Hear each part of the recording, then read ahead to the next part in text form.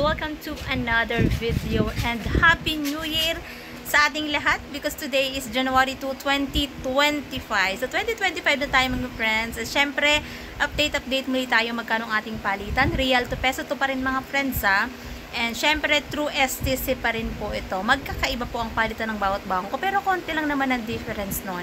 Ang purpose naman ng video na ito is para magkaroon kayo ng idea, especially para sa mga kababayan natin na nais nang magpadala ngayong araw na ito. So, magkano nga ba ang ating update exchange rate ngayong araw ng, ano pa ngayon? Thursday. Yes, Thursday, January 2, 2025. Update natin, 1 real equivalent ng 15.30 pesos. Mataas pa rin mga friends ang ating exchange rate.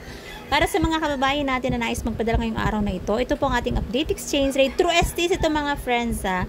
Siyempre pag nagpapadala ng pera sa Pilipinas, may binabayaran na transfer fee at meron din po yung VAT. Ang lahi ko pa rin paalala para sa bawat isa sa atin ang matuto tayong mag-ipon, magtipid at matutong mag-invest. Batid natin mga friends na mahirap ang buhay sa Pilipinas.